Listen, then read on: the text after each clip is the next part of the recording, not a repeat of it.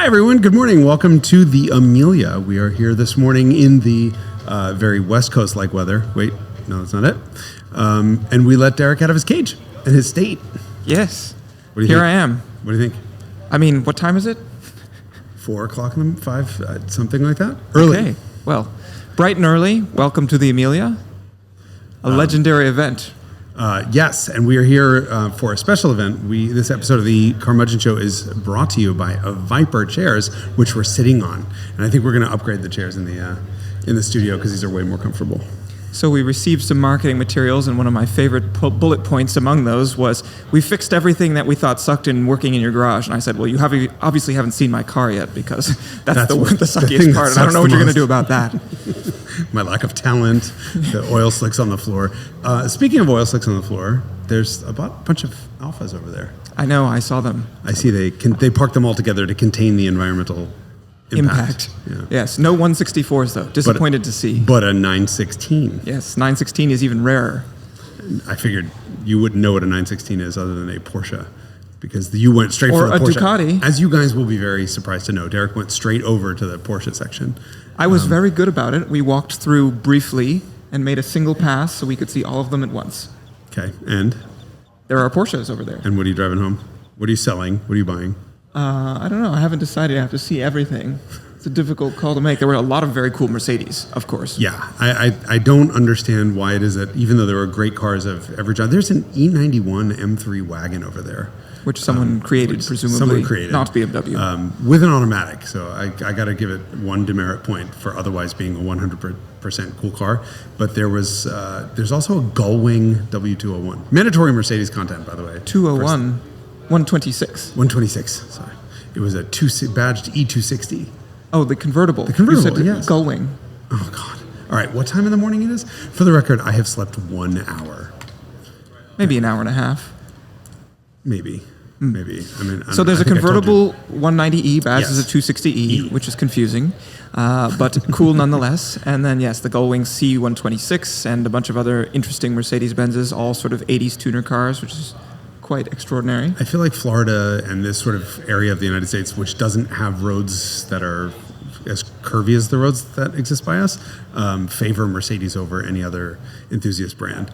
I mean, Mercedes has its own section that's as big as the Porsche section, and then there's sort of like everything else, including the oil leak section, otherwise known as the Alfa Romeo section, and sort of everything thrown together, right? Mm-hmm. Yeah, the grab bag section is particularly entertaining. Anything else you see that you loved? What do we see over there? Do not talk about the E55 wagon, because that's a Mercedes. Right. Or the Lexus GX, which is just towed something there. Yes, that was just sitting there. Yeah. There was a lovely Jaguar XKR, the late car with the body kit and the Detroit wheels, the green one. That's a rare creature, and that's like the ultimate Jaguar from the 2000s, if such a thing exists. It was green with gold wheels. What do you call those wheels? Oyster is the name of the finish. How is that oyster? I don't know. Ask Jaguar. Yeah, a sort of biscuit interior and oyster wheels. Yes. Just trying to think if there's anything else we saw. We walked through in the space of, what do you think, 7 minutes to see the whole show? Well, so there's one slight scheduling snafu, I would say, to this whole situation. There's a lot going on this weekend, which is obviously why we're here. So there is the Amelia, which is obviously the show on Sunday, which is tomorrow.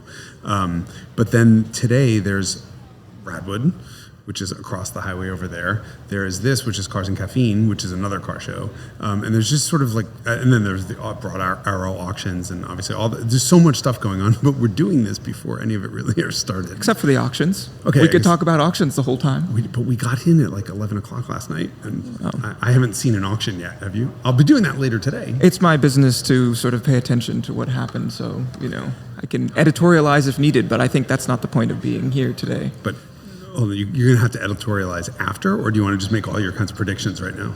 Well, a lot of stuff is already transacted. So, of course, there's an event here, which is the auction itself, or auctions, and then there's the concourse. So it depends on why you're here. If you're here to look at cars and you're not so interested in the transaction part, then that part is sort of immaterial. But we can certainly provide a market commentary. Go for it.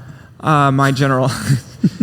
Here I am prognosticating. General observation is that some stuff's really strong, other stuff's less strong. That's kind of representative of what we see in the market. Well, no, sometimes things are really... Hold on, that was a complete inconsistent tarot card reader answer. Yes. Some things are good, some things are bad. You're going to have to Would go you a little let me bit. finish? No. Okay. Well, then let's change topics. No. I'm too tired to talk. I mean, the point of all that is to say that the market is, certain parts of it are warm and other parts are not, and it's not just absolutely gangbusters. It's a good time to be buying because you can be discerning, but by the same token, if you have something really extraordinary as a seller, then you'll probably do okay, but it's not a guaranteed home run like it was 2 years ago. Okay. What are the market? No, I'm curious, because you mentioned yesterday that like all of a sudden 2.516 Evo 2s are really hot. Here we are talking about Sacco Mercedes again. I'm happy to do it. Okay, well, you brought it up. Yeah, so I have noticed, I mean, Mercedes has always been in the sort of shadow for the most part, with the exception of a few really collectible cars in the enthusiast space of like really heavy-duty collectors. You know, there'll be the pre-war stuff, and then there'll be the sports cars from the 50s and racing cars from the 50s, and then there's sort of a gap of collectability. And as the sort of Radwood phenomenon emerges and some of the really special like pre-merger AMG stuff starts to get valuable, then the market is shifting. And then you look at the Mercedes sort of hottest, I think, most sporting Mercedes ever made, which is the Evo 2 190 Cosworth. There's definitely a sort of growing interest in some of the mainstream collectors who would have historically never considered a Mercedes from anything other than, you know, the 1950s or before that as a genuinely collectible car. There's a lot of guys out there who are like, I need an Evo 2 Cosworth, and I'm enjoying sort of seeing all these guys come to the party to some extent, the party to which you and I have already been attendees because they're, you know, such good cars for such Not that reasonable we have Evo money. 2s, but no, of course. We have Evo -1, I guess it is. Negative 2. Yeah, -2. Yeah. But that's an interesting point, because the conventional wisdom was always no four-door Mercedes will ever be collectible. Or four-door anything for the most part. Was that just anything? I think so. I guess it kind of was. I mean, it was always the Mercedes thing that I'd heard more than anything else, but I guess, you know, you're right. Sports cars always got the answer. So, but you think that the 2516 Evo 2 is more sporting than a 300 SL Gullwing? No. Okay. So you've also been sleep deprived. I said one of the most sporting Mercedes ever made. Jake, can we have a tie break on that? I think most sporting Mercedes ever made. I think Jake's not paying attention. Jake also got no sleep. It is also 4 o'clock in the morning for him. Okay, Radwood. You brought up Radwood. Yes. Radwood is an interesting phenomenon here. There's a lot of cars we walked through just as the cars were just starting to come in. And we probably have seen 20% of it. I don't know. We're going to find out when we walk over afterwards. We'll do another show next week. We'll record a sort of after the Amelia weekend show, so we can really do the recap. But I feel like there were very few Florida plates on cars. And it's something we're not used to when living in California, is our shows are local, right? Well, California extends for 3 hours in every direction from where we live. So does Florida. No, we're right on the border of if you're in halfway, yes. southerly Carolina state. Florida's long is all I was saying. But yeah, but people have definitely traveled to be here. There's a Callaway ZR1 with Texas plates on it. He didn't drive it smartly because he would have to clean it. But cars from plates all over. There was a hell of a Buick display. Yes, a lot of Riatas. 4 Riatas and 2 Rivieras. And Toronado also. Yeah, so the sort of Radwood Buick era was really well represented. I think maybe better represented than I've ever seen at a Radwood before. I mean, to speak to the out-of-state thing also, would you like to be doing car things in New York or Connecticut right now? No, it's true. Everybody's here then. It's true, but although the weather is, we'll see how better well it holds than New up. York or Connecticut. And better It's than in actually the 60s. California right now. I think all of California is being rained on terribly. So this is your first Amelia weekend? It is my first Amelia. First Amelia hours, in fact, since we got in last night. Yeah. What is your first impression other than humidity? Compactness. It's really nice. I mean, if you go to, of course, the other premier United States car event, it would be Car Week in Monterey. And there is such a sort of logistical disaster of trying to get from here to there and dealing with traffic. And there's so many events that you can't keep track of them all. You don't have that issue here. It's really compact. It's easy to walk to pretty much everything. Once you're here. Once you're here. Yeah. Correct. Getting here is a procedure, but that's true for... I think in the morning for most people. I mean, if you stay at the Ritz, which is, I don't know which way the camera's angled, literally right there, you can walk down to all the events, which is really nice. But I think most people wind up shuttling in. Yes. But once you're here, and you're in the middle of There's everything. There's a Lucid over there. We're going to be talking a little bit in a little bit about a Chrysler concept. That's here, Chrysler Halcyon. With a guest, as I understand it. I believe Ralph Gilles is joining us. Yes. Which is, I'm going to have to put that one on the board. Like, to this day, like, whatever you have. You have to explain who he is. Oh, he's like the guy who's designed all of the really cool Chrysler stuff. Is he here? Can we make fun of him yet? No. Good, you can speak freely, except for the whole part about being on the mic. It's on the PA. And like, if you guys are listening at home, we can hear ourselves. And this means that there are lots of people over there in that, like, flotilla of cars who we can't insult. Although it's very restrictive. Yeah, you've already made fun of one or two cars. 260E, which is confusing. That guy's going to walk right up on stage here and be like, it's because I named it to be post 94. Yeah, but 260E already existed and it was a different car. It was a 124. Yes. But was he going to do a 190E 2.6 Cabriolet? Yes. Obviously. I have no retort for that. It's too early in the morning. These chairs are very comfortable. Yes. We are totally grabbing these chairs for the Carmudgeon Show. The other nice thing is they're not restrictive, so I can move. Except you're supposed to be there. Like, I'm used to. That's right. We don't usually look at each other from next to each other. I mean, yes, I can move if everybody wants to see the back of my head. I mean, everybody's going to be listening anyway, not watching on YouTube, I assume. Okay, so what's up next for you? You're going to go spend the day at the auctions. Yes, I would like to watch some auctions. I would like to see the rest of Radwood and see what Radwood is like. This, besides having gone to Radwood SoCal, I've never actually been to a Radwood outside of California. So it'll be interesting to see how the demographic shifts of the region are represented at Radwood. We've already seen that a little bit with the Buick. We also sort of glossed over the centerpiece, which was most elevated, which is the 1998 Porsche GT1 in Mobil 1 livery.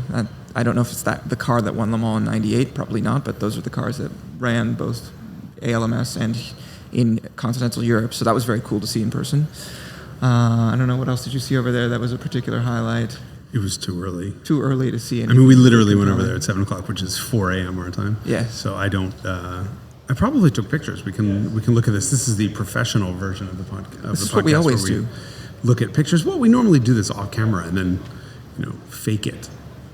There was the Or Quattro.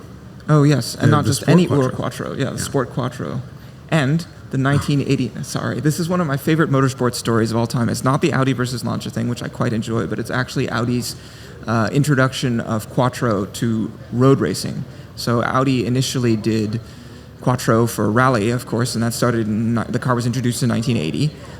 But then they started doing it for circuit racing in the United States in 1988, and this was in response to the unintended acceleration fiasco, the 60 Minutes thing, and they decided they wanted to try and clean up their image for the United States market, so they decided to go racing here, and so they brought, Walter Röhrl and Hans Stuck and Hurley Haywood, and they ran 3 cars in Trans Am in 1988, and, Trans Am is usually populated by people in Corvettes and Mustangs and Cougars and Nissan Z cars, and so Audi shows up with a gigantic sedan, which was the Audi 200 with a 2.2-liter turbocharged engine against all these guys with rear-wheel drive cars with big displacement V8s and V6s, and they show up and everyone's like, what are you doing here with that gigantic car with 2.2 liters? You're absolutely going to get just clobbered.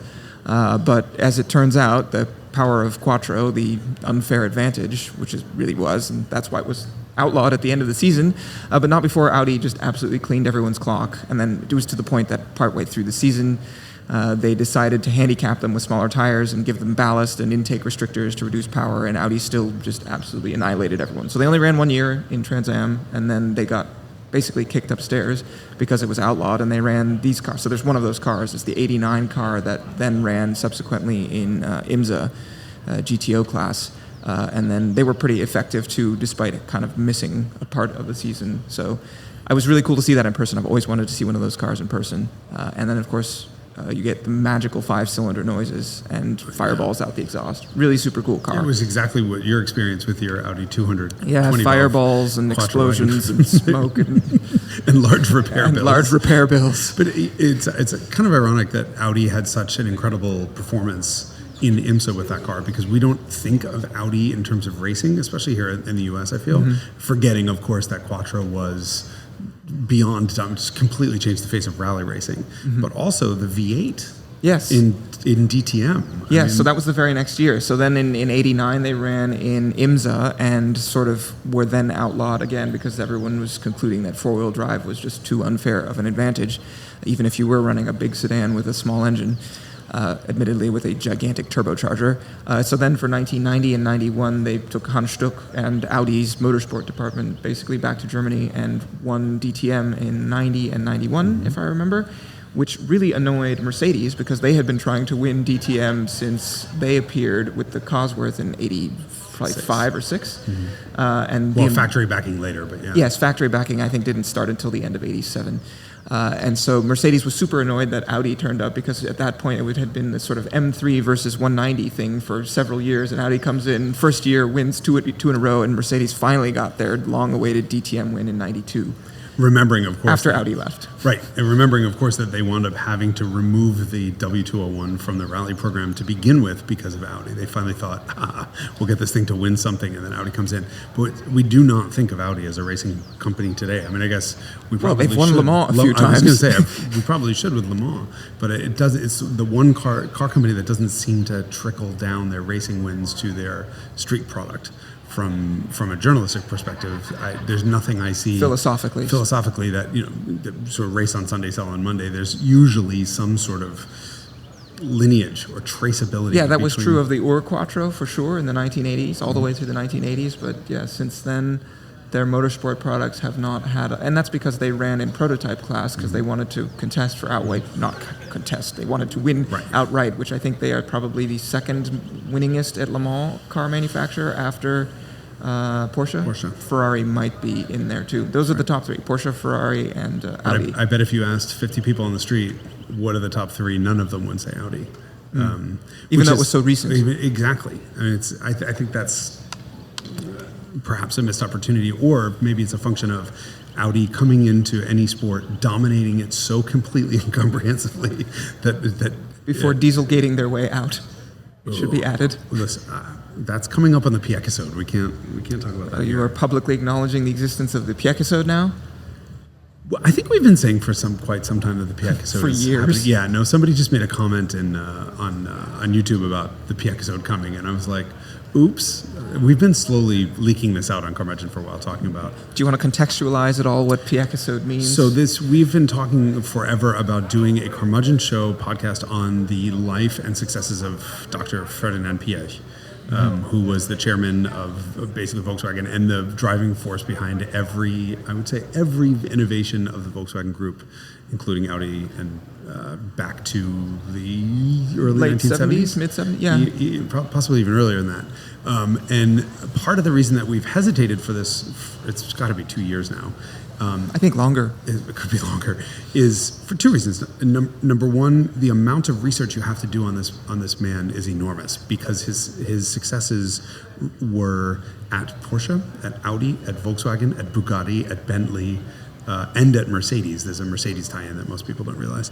And just doing the research on the cars and the technology that he pioneered, that in and of itself is months of research. And as I'm sure everyone here knows, we don't do that. We do maybe minutes if research or seconds. None at all. Jake does all the work afterwards by making us seem funny. So that's been a roadblock for quite a number of years, and it dawned on me not too long ago that this is too big of a concept to just do a Carmudgeon Show on. No offense to Carmudgeon Show and the viewers, but I'd love to be able to tell this story in a more visual form. So that we sort of made the decision, Anthony and I made the decision to just turn this into an Icons. So we're currently working on, if anyone has a Veyron, they want to loan me. I swear I won't do too many donuts in it. But we're getting a collection of amazing Piëch achievements together as sort of a visual representation of what this man accomplished.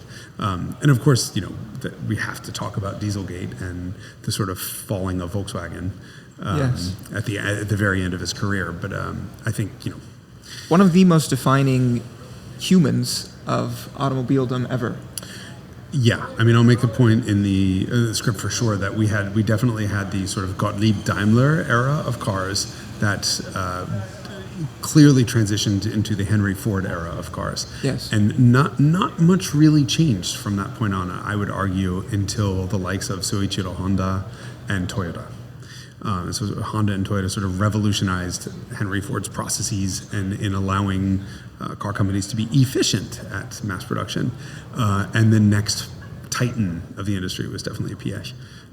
Far more so than, and I don't want to get struck by lightning here, but you have the Ferruccio Lamborghinis and the Ettore Bugattis and the Enzo Ferraris of the world who made a huge impact. And I look on that field, and the first thing we all look at is a Ferrari.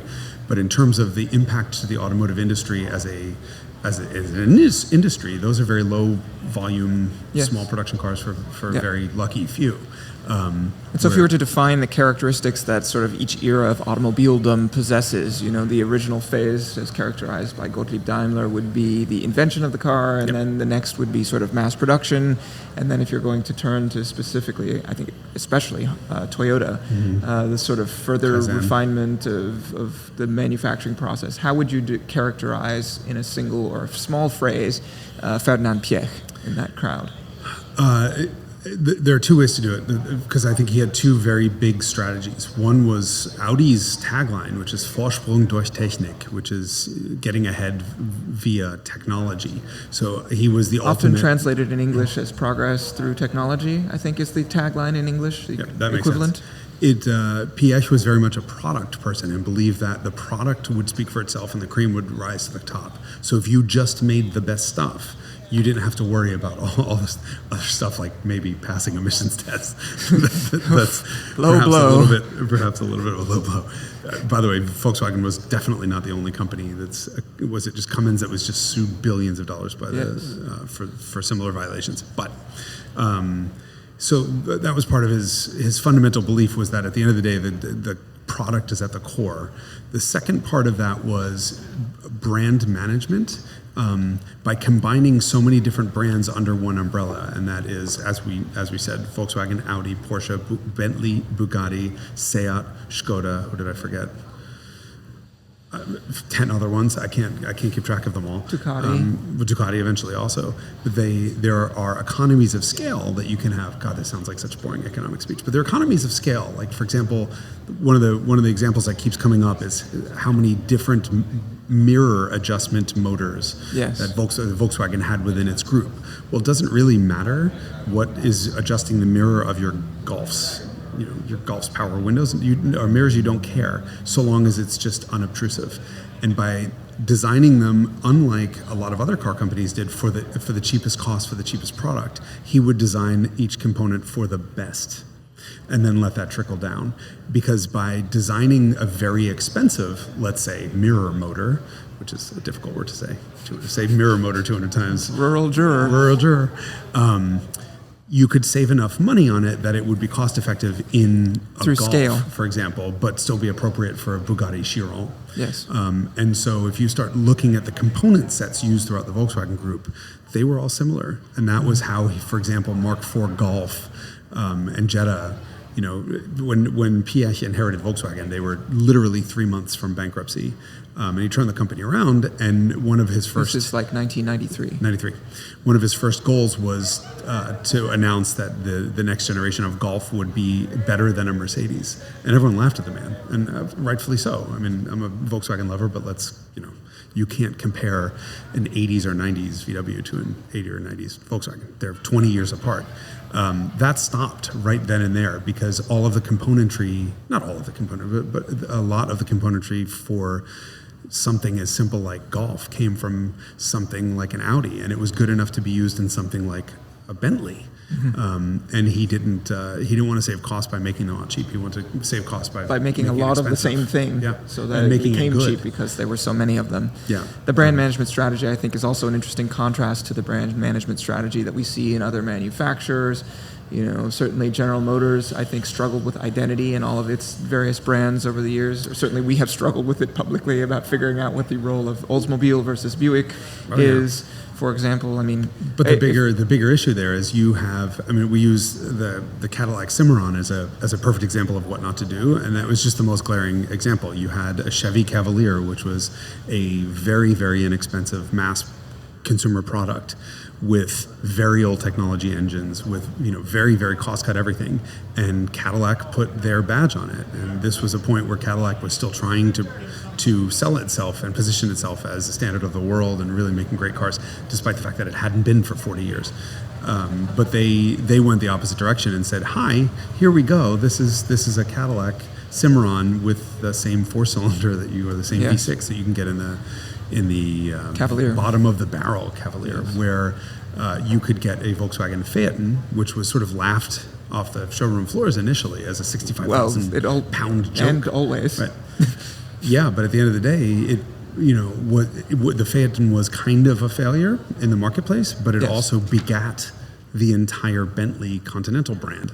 Yes. So it was too good for a Volkswagen, but it was perfectly fine for a Bentley. Put wood and leather and charged 3 times the price for it, and people were willing to pay for it. And it was a genius move.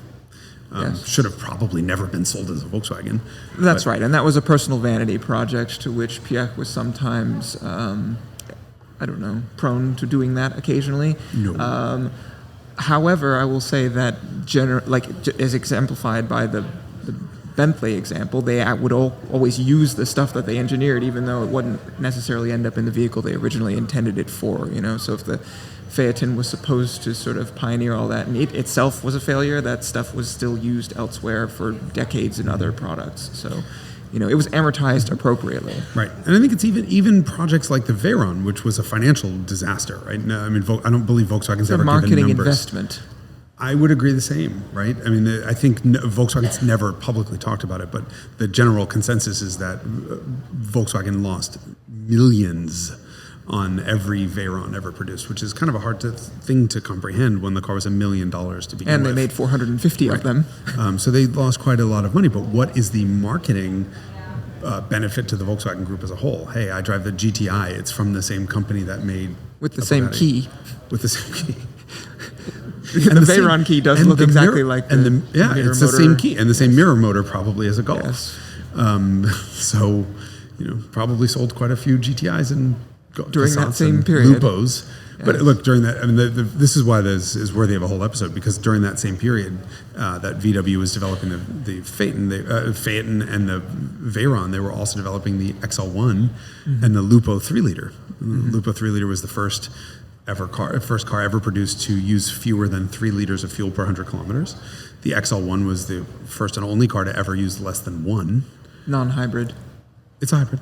Oh, so then what about aren't there some plug-in hybrids now that sort of achieve similar efficiency? I mean, this is the plug-in hybrid game. This is why plug-in hybrids exist, because you get a 30-mile head start or a 15-mile head start of no emissions, and so under European standards, your average emissions.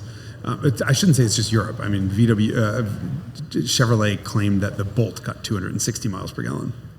The Volt got 37, but the Bolt could also do 30 or 40 miles on electric power alone, and so amortized over the course of a year, the average person would use a gallon of gas every 260 miles they drove.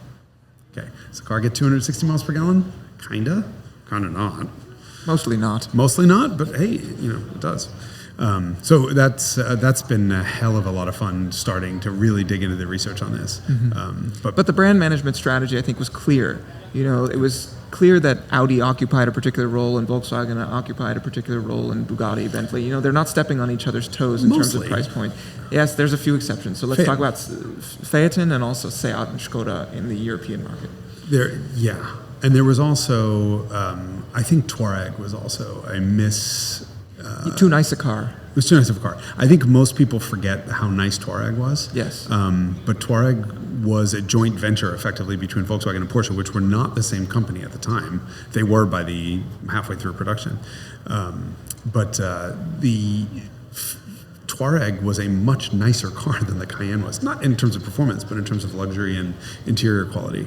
And you see them today, and it's really breathtaking. Yeah, wow. Especially compared to the thing that sort of in the market replaced it, which is the Atlas, which is sort of a more Volkswagen consistent, at least in the eyes of an American piece of equipment. Yeah, this was Volkswagen finally trying to succeed in the U.S. I mean, look, you and I are both VW fans, but Volkswagen's an incredibly small niche brand that hasn't been able to do even what Subaru's been able to do, which is to pull off mass appeal. And part of that was always believed to be because Volkswagen didn't make products specifically tailored for the U.S. market the way Toyota did, where the Camry that's sold here is designed and built specifically for the American market. Same thing with Subaru. Most other Japanese companies have now U.S. facilities where they make. And VW tried that now with the current Passat, or the outgoing Passat, and the Atlas, and I'm not sure it worked. I'm not sure that Volkswagen customers want something tailored for the U.S. market. I'm not sure who's a Volkswagen customer anymore at this point, to begin with. You and me both. But there is an ID Buzz over there and an ID7, and they're both really cool looking. Yeah. I wish we could have inserts for this. I'm looking behind us, and I have on the one Rivian. camera I have a Rivian behind us. I find it so interesting to see the car manufacturers who have showed up here. It's quite interesting. So we have a Chrysler concept that we saw, and there's a big Lucid display and a big Rivian display, and Volkswagen has chosen to bring the ID cars out, and I believe nothing else. Which means so far everything we've seen is electric. Oh yeah, they're all EVs. A sign of the future, we think. However, there's been quite a bit of retrenching lately in the last few months in the industry on that. I'm really curious about that. Everyone seems to think, the EV market is kind of dying and moving away. Everyone's going to go back to PHEVs, plug-in hybrids. Yeah. I'm very confused by this. I don't think that's...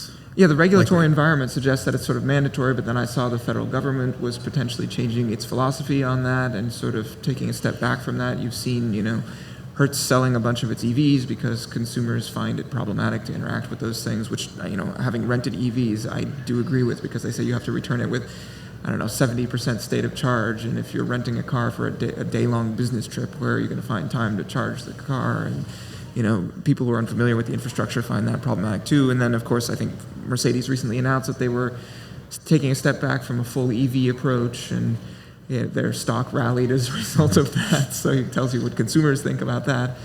Well, let's also not forget that Mercedes' particular foray into EVs has not exactly been fruitful from a product perspective. Well, yes, they violated the Piëch rule, which is to sort of keep the North Star being the product itself. I mean, I was going to say they violated the Mercedes rule, which is engineered like no other. Although I would say it is engineered like many others. is no worse than all of them. So it's engineered like no other, but like an EQS is tuned like no other suspension since 1979 Coupe de Ville. But plug-in hybrids are problematic because they score one way on governmental tests, but no one charges them. And if you don't charge them, you're not going to be experiencing the environmental quote-unquote benefits that they're touting. And I feel like in Europe, the only reason everyone's buying plug-in hybrids is because they're seriously tax incentivized. Otherwise, would you buy a plug-in hybrid? No, I wouldn't buy most any modern car, though. You had to buy one right now. One modern car? Yeah. And it can't say Porsche on it. An E63 wagon? Leave it to you to come up with something cool and wasteful. That's my specialty, cool and wasteful. Turning money into heat and noise. Yeah. What's your answer? I don't know. A Veloster N, which is out of production now. So not available. A BRZ. I'd have a BRZ. Okay. It's sort of one of the very few really charismatic, modern, naturally aspirated internal combustion cars that is affordable.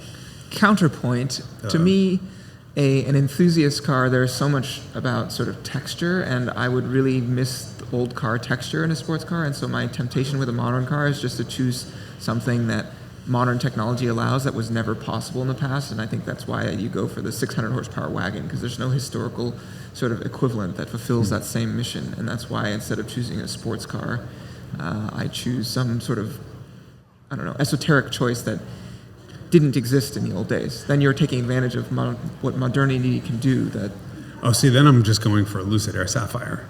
Okay. A car that can do 0 to 60 in 1.8 seconds at a stoplight. Yeah, see, that's something that an old car can't do. But is that, if that's a mission that you enjoy fulfilling? I think it's just so far. Same thing. I agree with you. So far removed from the old stuff. I mean, I love something that's sort of smoke spewing and terrible for me and the environment. But if I'm going to go the other way, I'm going to go the other way and have something that just couldn't have existed 20 years ago or 10 years ago. Yeah. From a dynamic standpoint. Right. And speed. Yeah. When I heard dynamic, I thought you were talking handling, but yeah, speed and handling. Yeah. That's kind of the new frontier with. Did you see the BYD car that debuted last year? The U9.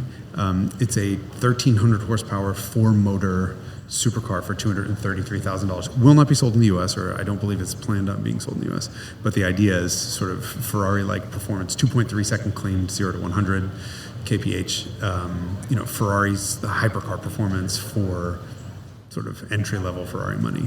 Is that a value proposition that differs meaningfully from the existing EVs that we have here? A little bit. Similar. A little bit. What is the form factor? It's a supercar form factor. Got it. Okay. It's beautiful. So that is potentially new Tesla Roadster neighborhood. Yeah. I mean, my point, I did one interview on it. My point was, hey, listen, EVs have commoditized speed and acceleration to the point where for $233,000 or near as makes no difference, you can buy a Sapphire. Which will seat 5 people and hold everything they own plus all of their family members, and be even quicker and more comfortable. So this is the new world, right? I mean, we're just so the value that it adds is some kind of sort of aesthetic and special visual impact. Well, 4-wheel handling, right? I mean, that was the press release kind of went on about if it lost a tire, you could stop very safely in a straight line. Because it has independent motor control, so it can vector even with a missing tire. I'm not sure that's really important to supercar buyers. I mean, sounds like some Citroën marketing. I mean, it sounds like rational marketing for a car that's not rational. I kind of feel like supercars are not rational. The NSX approach. How'd that work out for Acura, huh? I don't know. Everybody, I've talked to a lot of people who like them. I know you always comment on your distaste for that car, but then there's always a lot of people who defend the car. And this is modern, you're talking modern? The modern one, yes. Look, it is certainly not without its virtues, right? That V6 has a personality. It's a pretty shape from a lot of angles. I just didn't think it was going to be successful in the market, right? I mean, my point in being harsh on that car was it didn't appeal to the people who it was supposed to appeal to, which is the buyers of those cars, which I think were looking for something different. And as it turns out, I was right. I mean, does that mean it's not a bad car? Or does that mean it's not a good car or a good match for anyone? No. Somebody's going to love it. People love Pintos, right? Which was objectively not a great car in the market. But it is better than walking. The NSX or the Pinto? The Pinto. Yeah, because you don't explode into flames when you're walking. I'm very curious to see how something like that BYD Yangwang U9 is going to do. I'm just very curious to see if that will appeal to traditional supercar buyers. Well, we shall see. I mean, a lot of the appeal of that type of car is prestige and also sort of art. Right. And the storied marques, have just a huge advantage. McLaren obviously has a motorsports tie-up, although I feel like their streetcar heritage is a little bit thin, especially compared to someone like, choose whoever you want. I mean, Pagani built something quite impactful in a relatively short period of time. So right, but even Pininfarina suffered with the Battista. Right? Yes, not a well enough known name. We have special guests coming in. I see one Ralph Gilles. Hi. Are we, did I get a text? Okay, so we have, all right, hold on. Hello. You can, hi. Hi, Chris Feuell. Hi, it's Jason Cammisa, nice to meet you. Hi, good to see you. So, come on in. This is, all right, so Ralph, and Chris, we've had really cool guests on before, but you outrank all of them. So now I think we're going to have to actually behave. Do you want to see? No, I'm good standing. You're East Coast based, so this is not the middle of the night for you, is my understanding. No, it's not. Okay. No, we're in Michigan. That's not fair. So you guys brought out something amazingly gorgeous, huh? The Chrysler Halcyon concept. Yeah, super excited about it. Tell them. Well, I think what's amazing about it is for the last couple of years, we have been on this journey to transform and revitalize the Chrysler brand. And when Ralph and I first started conceiving what harmony in motion really means from both an ethos and how you bring that to life through a product, we wanted it to be led by really beautiful and exciting design and thoughtfully integrated technology that is easier to use, that provides calm within the chaotic world that we all live in, and it's purposeful rather than a science project. And that is really what resulted in the journey that is now the Chrysler Halcyon concept. And when you look at it, it's something that looks like it could be manufactured and produced and sold today. And that was intentional. It's on the Stella Large platform.